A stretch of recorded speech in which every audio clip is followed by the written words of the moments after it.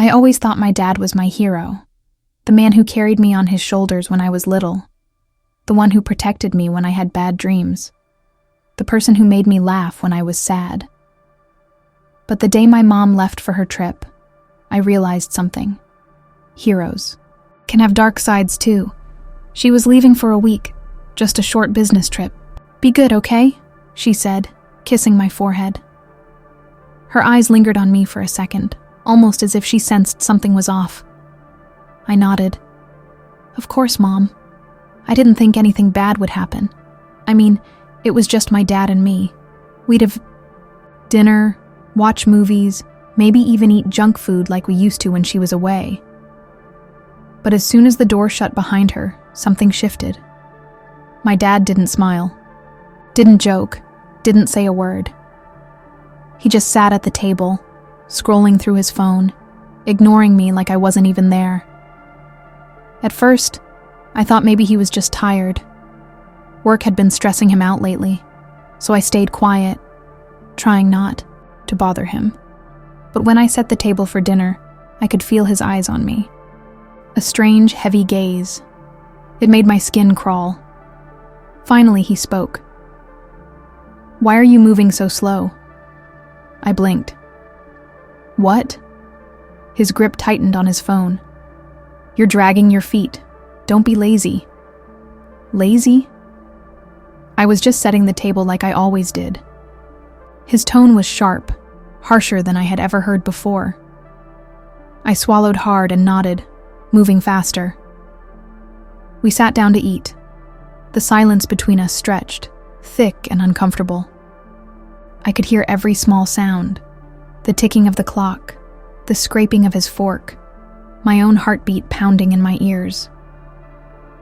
Then, he sighed, shaking his head. "You're just like your mother." My stomach twisted. "What do you mean?"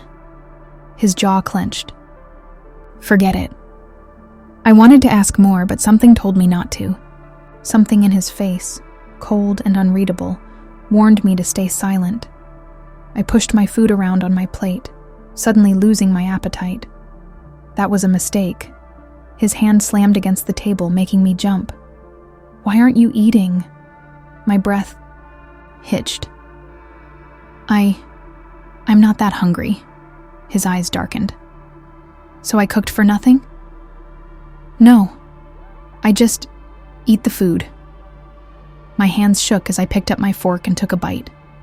The food tasted like nothing, just dry and flavorless. But I forced myself to chew, afraid of what would happen if I didn't. I felt his gaze burning into me, like he was waiting for me to mess up.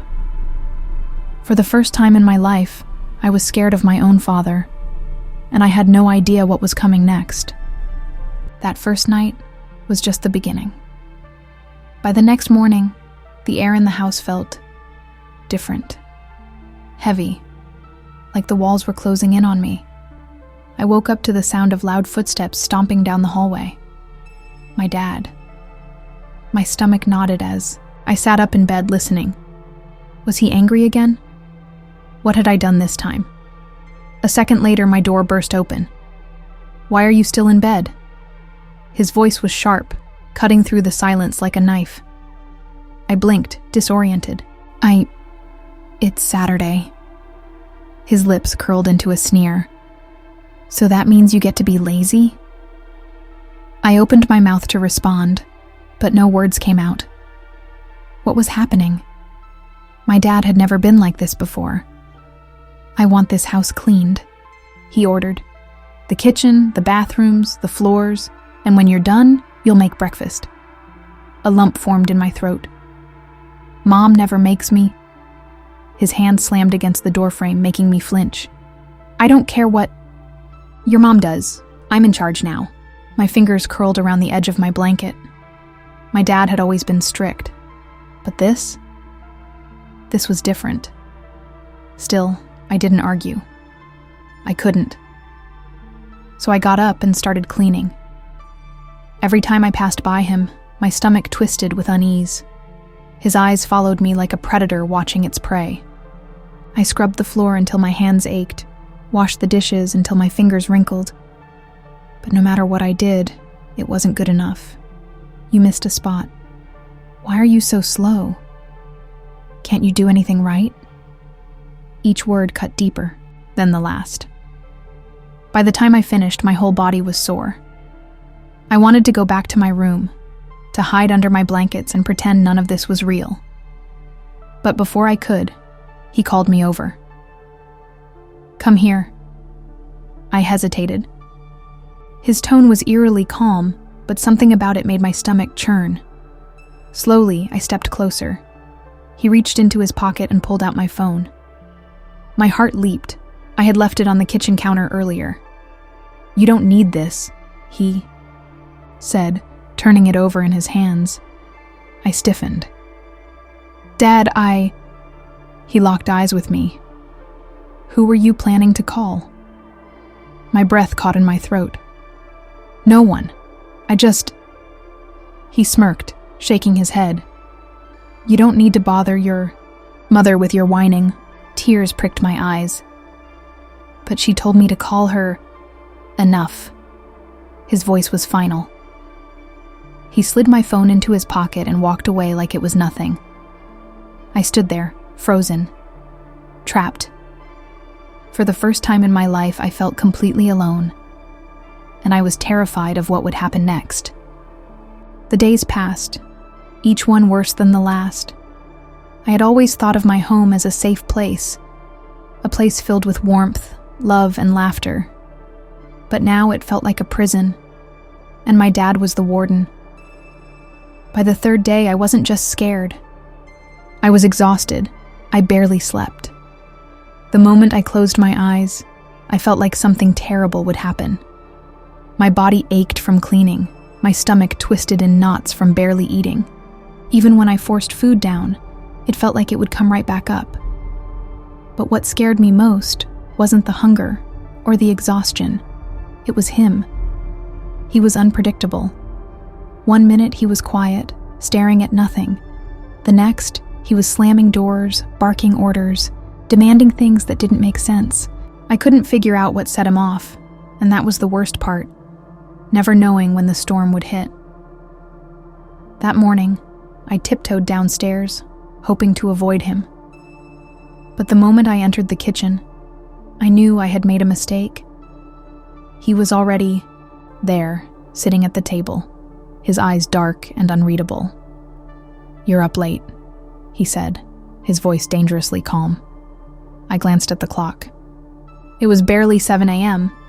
I didn't know you wanted me up earlier, I mumbled, keeping my head down.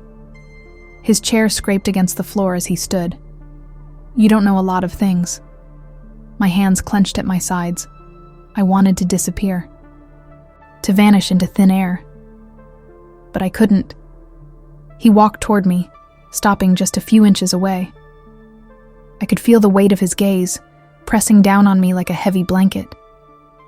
Then, out of nowhere, he grabbed my wrist. I gasped. His grip was tight. Too tight. Pain shot through my arm. I ask for one simple thing, he muttered, his fingers digging into my skin. Respect. My breath hitched. I do respect you. He let out a dry chuckle. Really? Then why do I feel like you're always questioning me? I'm not, I swear. He tilted his head, studying me like I was some kind of puzzle. He couldn't figure out. Then, just as suddenly as he grabbed me, he let go. I stumbled back, my wrist throbbing. Make breakfast, he said coldly, turning his back to me. I wanted to run, to lock myself in my room and never come out. But I knew that would only make things worse. So I did what he asked. I cooked, my hands shaking the entire time. Every sound, every clink of a spoon, every crackle of oil in the pan felt too loud, like it might set him off again. When I placed his plate in front of him, he didn't even look at me, just ate in silence. I didn't dare sit down. My appetite was long gone. Instead, I backed away, inching toward the stairs. Maybe if I was quiet enough, I could slip away without him noticing. But just as I reached the first step, his voice stopped me in my tracks. "Come back here." I turned, my heart hammering in my chest. He gestured toward the table. "Sit." I hesitated, but one look at his face told me I didn't have a choice. Slowly, I walked back and sat across from him. For a long moment, he just stared at me, not eating, not speaking, just watching. I felt like a bug under a microscope. Then, he smiled. But it wasn't a real smile. It was cold. Empty.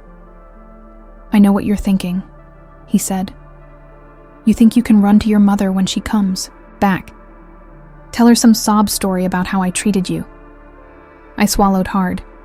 "But let me tell you something." He leaned forward, his voice dropping to a whisper. "She won't believe you." Tears burned in my eyes. "She knows I love you," he continued. "And she knows how dramatic you can be." My throat tightened. "That's not true," he chuckled. "Isn't it? She always says you're too sensitive, that you overthink things." My heart clenched. Mom did say that sometimes. He sat back, folding his arms. "So go ahead, tell her whatever you want. Just don't be surprised when she takes my side." I felt like the air had been knocked out of me. Was he right? Would she believe me? Doubt started creeping in. And that's when I realized he wasn't just controlling my actions.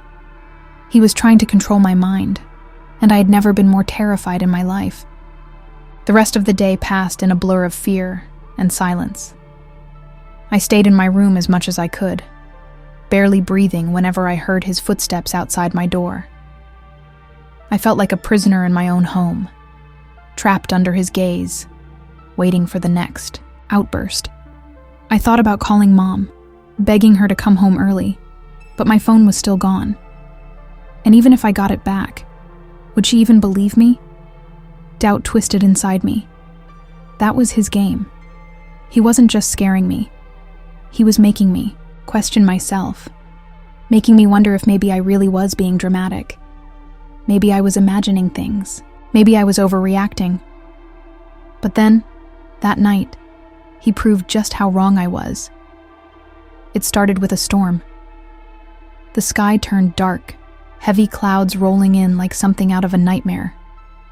Wind howled against the windows, and rain lashed against the house like angry fingers trying to claw their way inside. I curled up under my blanket, trying to block out the noise. I had always been afraid of storms. When I was little, Mom would hold me close and whisper stories to distract me. But now, I was alone, and my dad knew it. I heard his footsteps in the hallway. Slow, purposeful. Then, bang! I flinched as my door flew open, slamming against the wall. My heart pounded in my chest. He stood there, his face shadowed in the dim light. For a moment, he didn't say anything. He just watched me. Then he smirked. Scared? I gripped the blanket tighter. No. He chuckled, stepping into the room. Liar! I wanted to scream at him to get out, to leave me alone, but fear locked my voice in my throat. He sat down on the edge of my bed, the mattress sinking under his weight. I stiffened, my whole body going rigid.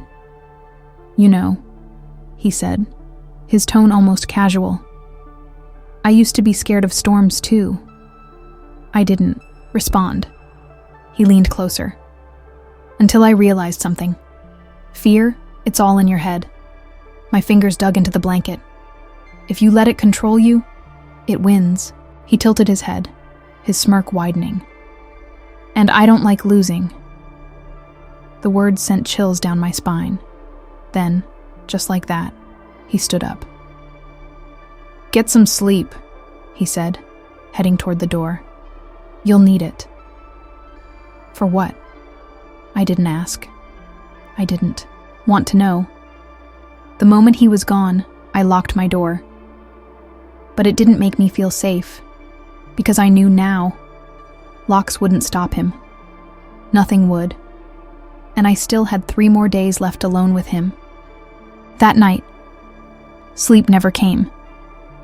I lay awake, my body tense, my mind racing with fear. Every creak of the house, every gust of wind against the window, made my heart pound. I felt like a prisoner in my own home, held captive by a man who no longer felt like my father. And then, just past midnight, I heard it. Footsteps. Slow, deliberate, getting closer. I sucked in a breath, pressing my back against the headboard. My locked door suddenly felt like nothing more than a flimsy piece of wood, useless. The footsteps stopped right outside my room. Silence. I held my breath. Then, click. The doorknob turned. I clapped a hand over my mouth to stifle a gasp. My heart pounded so hard I thought he could hear it through the walls. The door didn't open, but he was there, standing just outside. Minutes passed, maybe seconds. I couldn't tell anymore. Then, without warning, his footsteps retreated. But I knew one thing for certain. He had tried to get in, and he would try again. I couldn't stay here anymore. The escape, I moved quickly, silently. I grabbed a hoodie, pulled it on, and slipped into a pair of sneakers. My hand shook as I reached for my window. The storm had died down, leaving behind slick streets and a cold wind that made my skin prickle. I had no choice. I pushed the window open, biting back a whimper as it creaked. If he heard me, if he caught me. No, I couldn't think like that. I took a deep breath and climbed out, my feet landing softly on the damp grass below. Then, I ran. I didn't look back. I didn't stop to catch my breath. My legs burned. My lungs screamed, but I kept going. The fear of being dragged back inside was far worse than any exhaustion. I reached the neighbor's house and pounded on the door. Lights flickered on inside, and a moment later, Mrs. Holloway, a kind woman who had known my family for years, opened the door, her eyes widening in shock. "Sweetheart, what's wrong?" Tears spilled down my cheeks. "Please, help me." The truth comes out. The police arrived soon after. Flashing lights painted my street in red and blue. My father stood in the doorway, his face a perfect mask of confusion and concern. "I don't understand," he said, shaking his head. "Why would she run? Did something happen?" I clenched my fists. He was pretending, acting, playing the perfect father, but I had proof. Before I escaped, I had grabbed my old tablet, the one I barely used anymore. I had placed it on my nightstand, camera facing the door, recording everything, including the moment he tried to get into my room. I showed the footage to the police. The moment they saw it, my father's expression changed. The mask slipped. He knew he was caught. He was arrested that night. And even though my body still trembled, even though my heart still raced, I felt something I hadn't felt in days. Relief. The aftermath mom came home the next morning. The second she saw me, she ran to me, pulling me into the tightest hug I had ever felt. "I'm so sorry," she whispered, her voice breaking. "I should have known. I should have been here." Tears streamed down my face. I tried to tell myself it wasn't real, that I was overreacting. She pulled back, cupping my face in her hands. "No, never doubt yourself again. What he did, it wasn't okay. And I swear, he will never hurt you again." For the first time in days, I let out a breath that didn't feel heavy. The nightmare was over. And even though it would take time to heal, I knew one thing for certain. I had escaped. I had survived. And I would never let anyone make me doubt my own reality again. Sometimes, the most dangerous people wear the kindest masks. Stay aware, trust your instincts, and always fight for your truth.